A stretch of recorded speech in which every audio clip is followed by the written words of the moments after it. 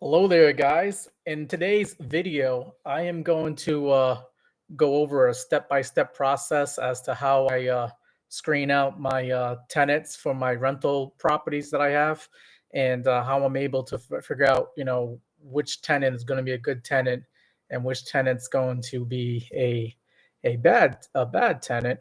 Um, and just figure out who's going to be able to pay on time and how I'll be able to figure out whether or not they will pay on time and not give me any trouble in the future when it comes to collecting rent. Um, and I like to start off by showing you guys quickly here my step-by-step process, how I screen tenants. Okay, and the first step, right, is to qualify their income. Okay. Um, Usually, I put out ads on Facebook Marketplace. Some people do Craigslist, but Facebook Marketplace seems to be pretty popular. I'll put out an ad for like a 2 bedroom or a 3 bedroom that rental property, and I'll get like throughout the course of a few weeks, I'll get like 100 people who will actually message me and ask me if if they can come take a look at the place. Um, and I need to figure out, first of all, can they even qualify with their income for the place?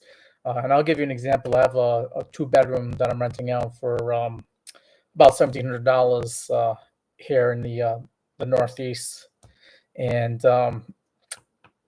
some people have if I don't ask them for their income and I just go ahead and show them the place, and I've done this before, where I show them the place, what I'll actually ask them for their income, and then on Facebook message, I'll then say to them, all right, can you show me your W-2s, your proof of income? And I had this one girl, and she showed me her proof of income, her W-2, and she was only working part-time at like Dunkin' Donuts, and she was making $200 a week, and she was trying to qualify for a $1,700 a month apartment. The math doesn't really math out in that case. So asking for the income is pretty important. You will get some tenants who um, don't have a W-2. They might be Uber drivers. They might be contractors. They have other sources of income. If that's the case, you can then ask them for their tax returns. And you can just tell them not to, to hide out their social security number. Most tax returns shouldn't really have like the whole social security number on there, just like the last 4 digits, but you can tell them to, if they want to, they can white out or black out, cross off their personal identifying information. You just want to know, how much they made that year, so you can figure out, how much they make per month. And I asked for the just the last 2 pay stubs. If they have pay stubs, I'm just by asking for the last 2 pay stubs, even if they work biweekly, you can work with those last 2 pay stubs. If they're biweekly, then that's 4 weeks right there of income. That gives you at least how much their monthly income would be. And if it's just their last 2 weeks of income, you can multiply that by 2 to get how much they make, in 4 weeks or 1 month. So you can use that to find out, whether or not they're able to qualify for the apartment. And you might say, all right, well, okay, so they make 3 grand, 4 grand, 5, 6 grand a month. How much do they really need to make? Well, a good rule of thumb that seems to always work in the rental property business, and you can ask other landlords, is they should be able to make at least 3 times. Their income should amount to about 3 times what the property you're renting it out for. So in this case, $1,700 a month is what I'm renting out the apartment for. They should be able to make $5,100. If you want to call it 5 grand, they should be able to make 5 grand a month. And the reason why we use that kind of logic amongst other landlords and property managers is because we figure that $1,700 is going to go towards your rent. Okay. but we also need to make sure that you're able to pay for your food, your car insurance, gas up your car, clothes, whatever else, other bills you might have, medical insurance, health insurance, um, all those other bills will be the other 2/3 of your monthly income. So rent should equal about 1/3 of your income.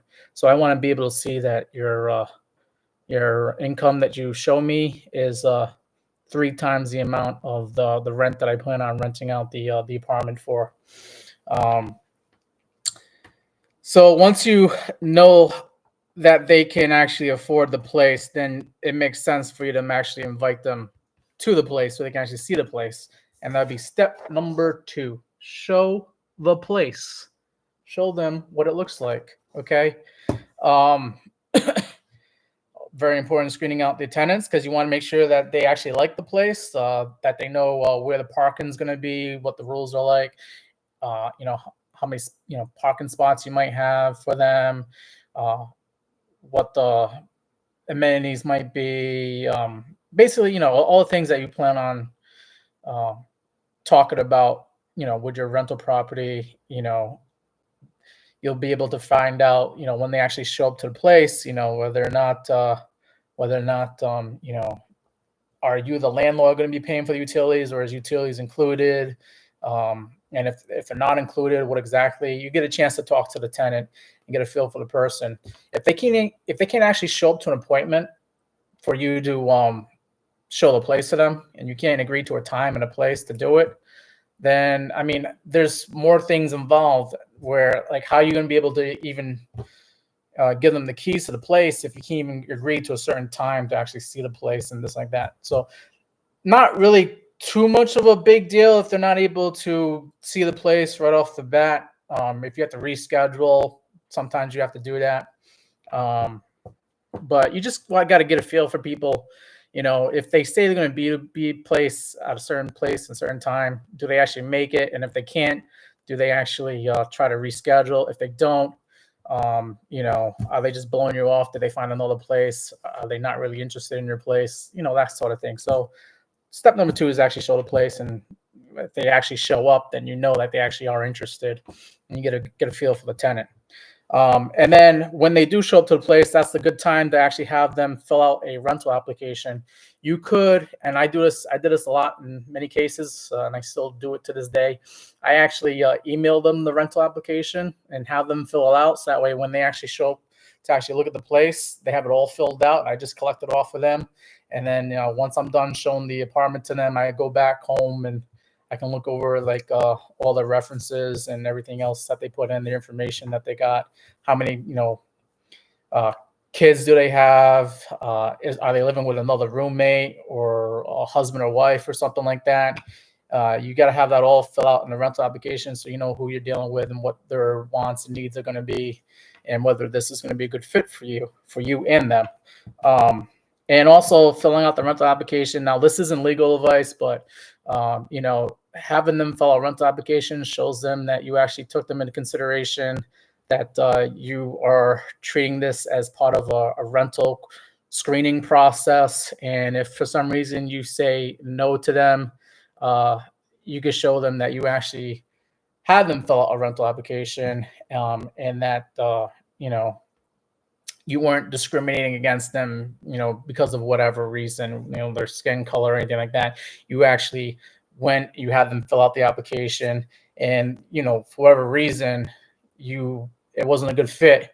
You can give them a reason, and you also have proof that you actually went through the process of having them fill out an application. And yeah, that's not legal advice, but I think it just shows that you are, professionally trying to take all things in consideration, that you're not just willy-nilly picking people, who you like and who you don't like. You actually have a process to figure out who's going to be a good tenant or not. So after you have them fill out the rental application, now you got some information that you can use for your background check and credit check. And, where in the state that I live in, I'm not allowed to actually charge the tenant for for a credit check and background check. I have to actually pay for it out of my pocket. And if before I spend money, I want to make sure that uh, that this person is actually going to be a good tenant. And I try to get as much information. Excuse me. I try to get as much information as I possibly can before I actually take money out of my pocket and actually spend it on a credit check and a background check. So step number 4 is going to be go ahead and call their landlords and call their references that you got off of that rental application. Okay. So you get the rental application, and first thing I do is I try to call their landlords. Very important to talk to the landlords. Their landlord or their current landlord is going to tell you whether or not they've been paying their rent on time. So you got to get an idea as to what kind of person they really are. And their current landlord is going to be able to tell you where they are currently staying. So if they aren't even telling the truth when they show you their previous addresses. Are they actually giving you the correct addresses, or are they making stuff up? Some people do for whatever reasons. But it's good to talk to the landlord, because knowing if they pay the rent on time is good. Okay.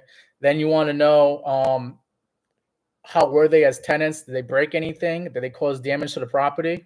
Okay. And then you want to know, were they kind of like disturbances at that property? Did you have to call the police? Were neighbors calling the police on these tenants? And I've actually, I've had a tenant where before I even paid money for a credit check or background check, I talked to the landlord, and it was actually a property management company.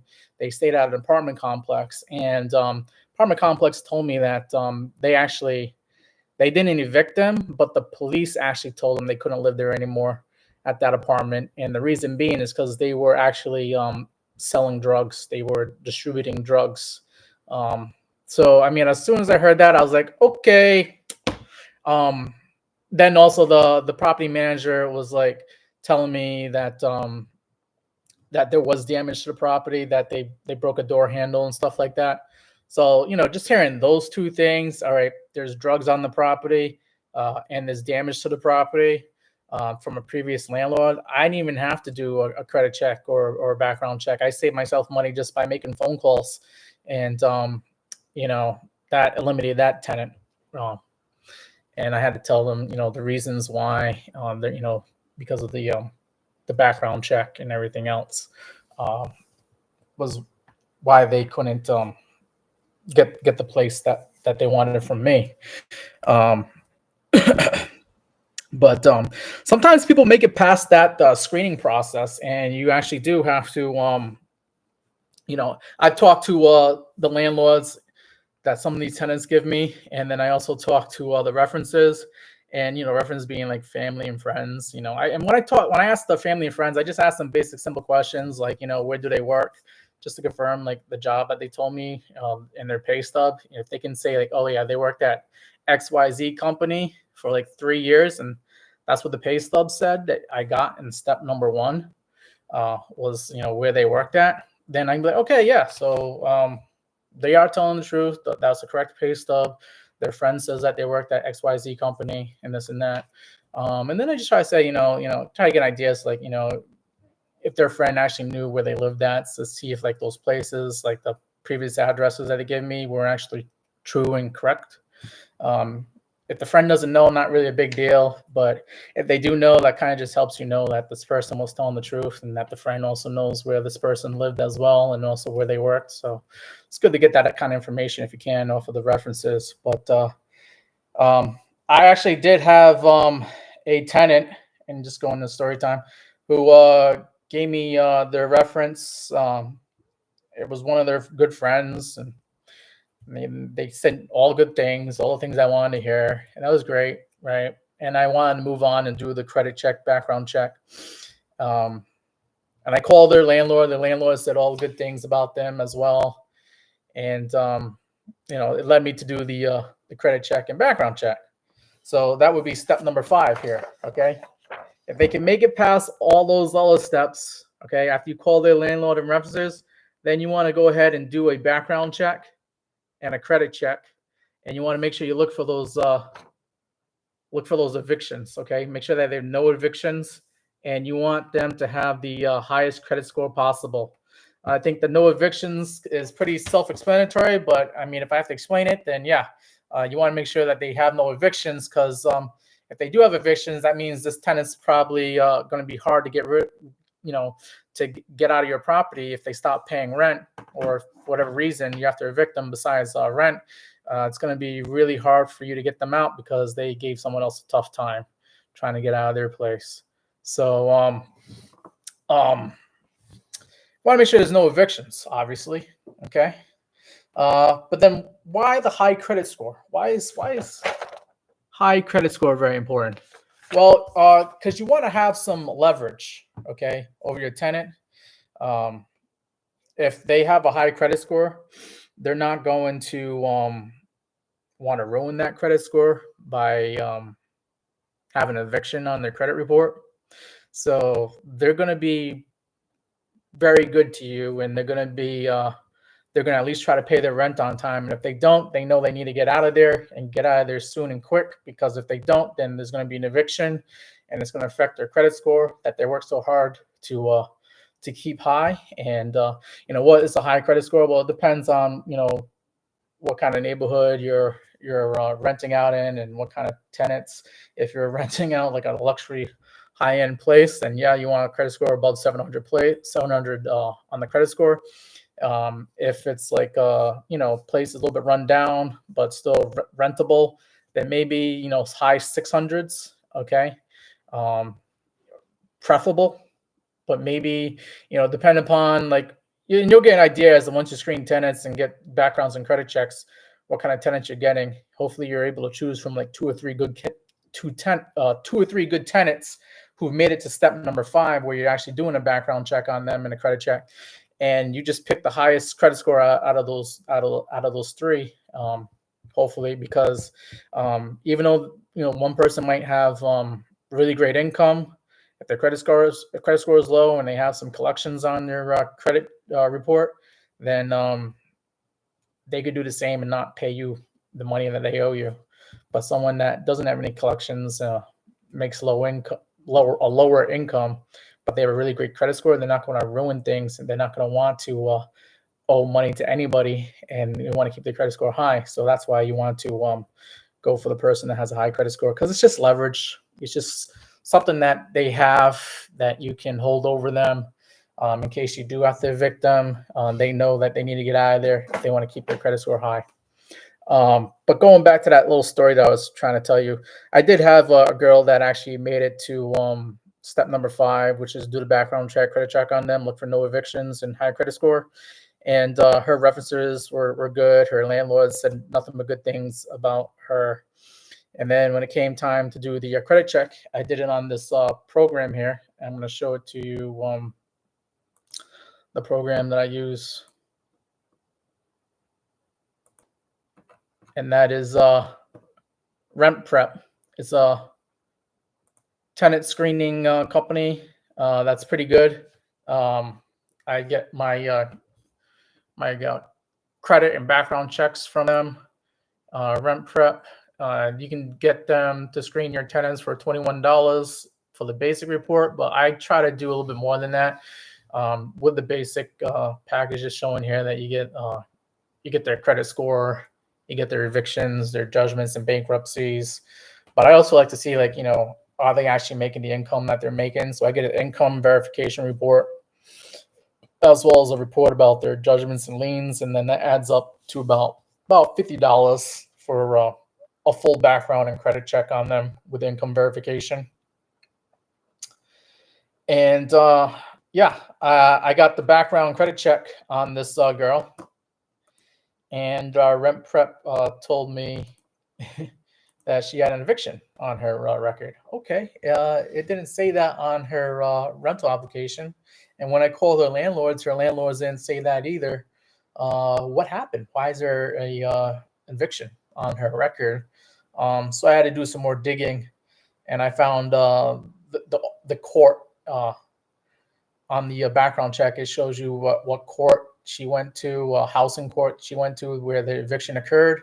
And I looked at the records. This was in the state records for the court. It said that her landlord was a woman. Okay, but she wrote down on her rental application that her landlord was a guy, and when I called him up, it was a guy.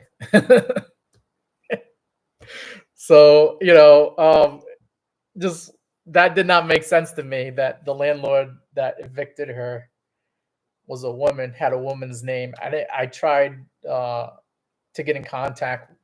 Well, actually, I couldn't because I didn't have a phone number. So all I had just this name, it looked like a woman's name, but the woman's name was the one that sued and evicted this tenant that wanted to rent from me.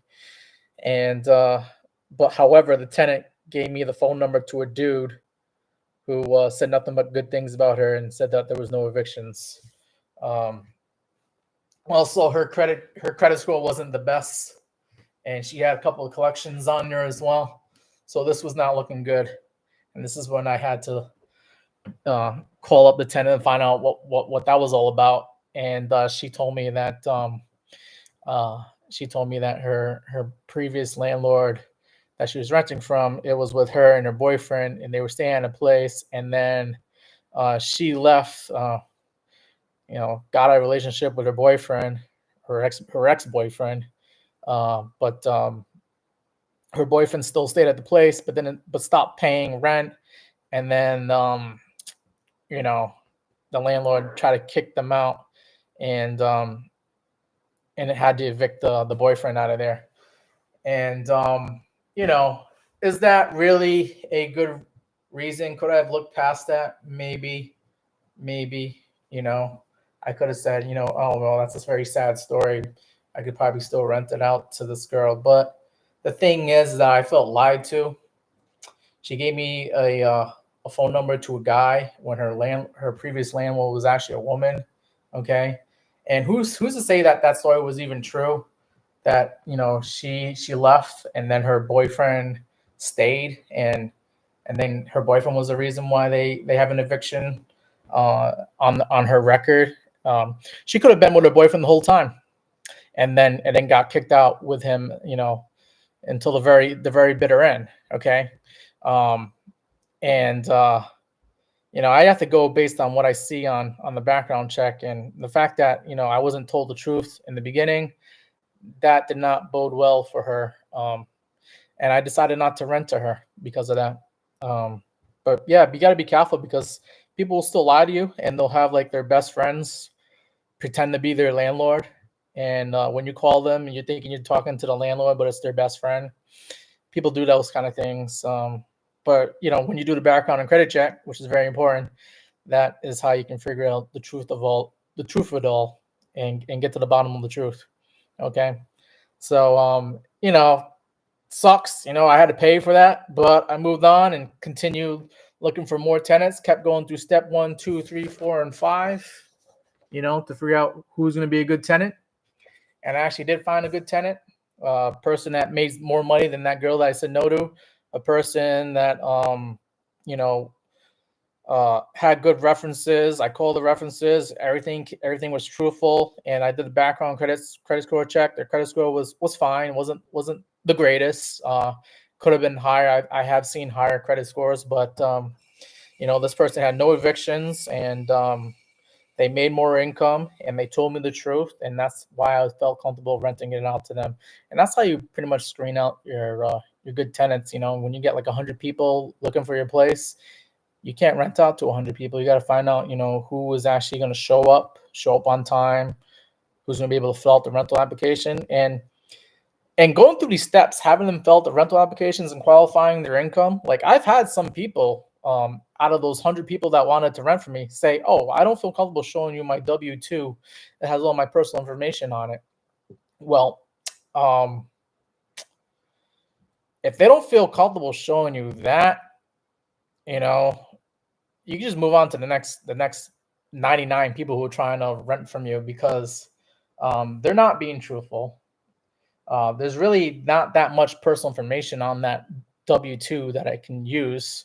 You can literally drop your W-2, or I mean, sorry, not your W-2, but your pay stub. I'm sorry if I said W-2, but you could drop your pay stub. When I ask for that pay stub and you don't want to give it to me because you got personal information, like I said, you can drop that pay stub on the ground, and there's nothing I can really do with it besides take it and just mail it back to you. I mean, all it has is your address and your name and the place that you work at, and that's it, and how much you make. I mean, all I can do from there is just know how much you make, where you work, and then mail the pay stub back to you. You know, then I have other people that, just, I try to tell them, where the place is at, and for whatever reason they can't make it to the appointment on time, and then I never hear from them again because they probably found another place, and that's fine. You just got to keep moving, keep going, keep it through. But going through these steps hopefully will help you, and this thinking process will help you figure out who's going to be a good tenant for you to rent to. And yeah, if this was a good video, go ahead and like it. If you have any other steps you would like to include in that process, go ahead and comment what you would do or didn't do differently. I like to hear your horror stories, so please go ahead and comment. And if you have any friends of yours that are landlords and you feel like this was a good video, go ahead and share this video with them. And if you haven't subscribed to the channel, go ahead and subscribe to this channel. I plan on making some more videos like this, talking about what it's like being a landlord and managing properties, property management, and all those sorts of things. I usually do financial news videos as well. So if you want to check out those videos, go ahead and check out those videos on my channel here, Meet Damian. And this has been just another video on the Meet Damian channel, and I'm Damian. And I hope you guys have a better experience trying to find some good tenants out there. Okay. I hope you guys enjoyed this video, and I look forward to seeing you guys again and doing some more videos like this.